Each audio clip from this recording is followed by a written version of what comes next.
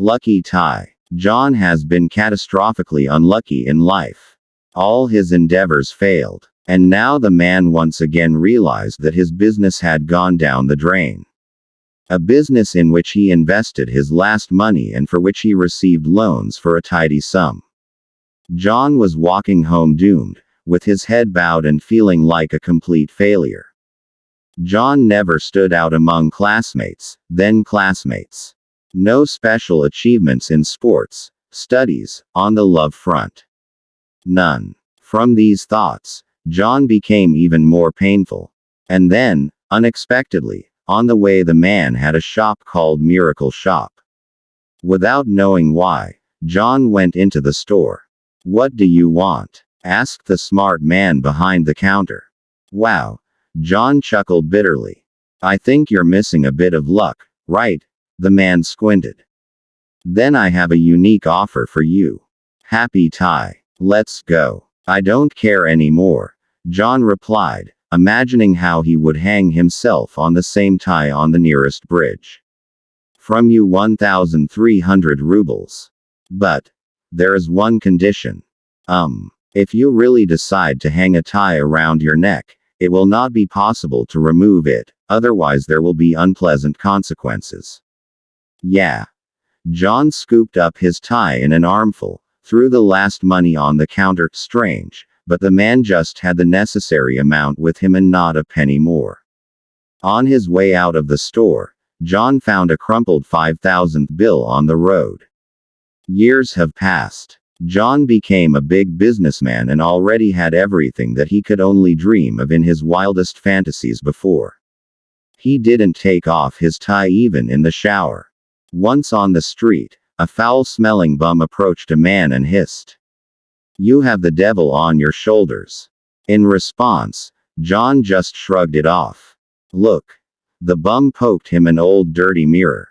John screamed. Instead of a tie around his neck, wrapping his arms around it, hung a completely bald, vile creature with greasy pink skin, small thick horns and a crooked mouth adorned with triangular teeth. But the scariest thing was that the long tongue of this creature was stuck right in the heart of John. The freak smacked his lips rapaciously and was obviously pleased. Igor was horrified, as if a veil had been lifted from his eyes.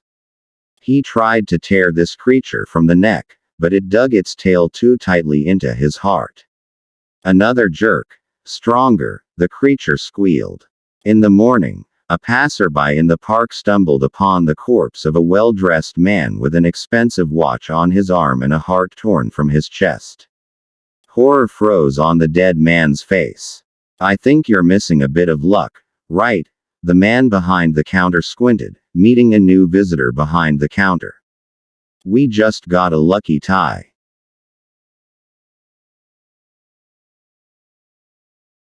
Make yourself at home, traveler. The First World War took everything from me. I was left completely alone, without a family, savings and a roof over my head. Wandering from one settlement to another, I tried to find myself at least some penny earnings and a piece of bread. I have heard rumors that in the nearby town of Munsterberg there is a kind Papa Denk who helps vagrants by giving them work and shelter. I was advised to contact him. Papa Denk was an old wealthy bachelor who played the organ in the local church. Being a very religious person, Karl Denk never refused to help those in need, for which he received his affectionate nickname among the inhabitants of the city, Papa Denk. Denk was lucky to be born into a very wealthy farmer's family. Studying at school was very difficult for him, and therefore he decided to leave it and leave home, starting to live on his own. At the age of 12, Karl got a job as a gardener's assistant, where he worked for a long 13 years. When Karl's father died, the guy inherited a large amount of money and bought himself a huge house in Munsterberg. But he did not own it for long. Due to strong inflation after the war, Papa Denk was forced to sell the mansion and now rented it from a new owner. Papa Denk was engaged in the sale of pork and leather products, being an honorary member of the Butchers' Guild. In the post-war period, there was a shortage of meat products, and Carl was almost the only one who supplied the population of a small town with meat products. When I found myself on the threshold of the mansion where Papa Denk lived, I immediately explained my situation to him and asked for food and shelter. Denk refused my request, but said that I could make money on it myself by fulfilling one of his requests. I had to write a letter, the text of which he would dictate to me. According to Denk, over the years his vision has deteriorated greatly and he could not do it himself. I was indescribably delighted with such an offer and immediately agreed. Dad Denk invited me into the house and seated me at the table. He gave me paper and a pen, and he stood behind me and began to dictate a text to me. After writing a few lines, I decided to turn around. Just at the very moment when Papa Denk raised the axe over me. I managed to dodge, but the tip of the axe still struck me on the right temple. Blood immediately spurted from the open wound. Papa Denk screamed and attacked me. A fight broke out between us. Despite a severe head injury, I still managed to wriggle out of the tenacious paws of the owner of the house and run out into the street. Once free, I immediately rushed to the police station and told about everything that had happened to me. At first, no one wanted to believe me. After all, Papa Denk was in good standing with the townspeople. People were so sure that this good-natured and devout Catholic, so chaste that, according to neighbors, he had never even had sex with a woman, simply could not commit such a monstrous atrocity. When Carl was detained, he said that it was I who attacked him, and he only defended himself. But my injuries were serious, and after 100 times apologizing to Papa Denk, the servants of the law were forced to escort him to the police station until the circumstances were clarified.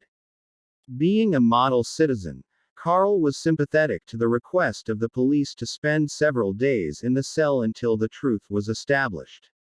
When the police came to check on Denk in the morning, they found that he had hanged himself in his cell with his own handcuffs.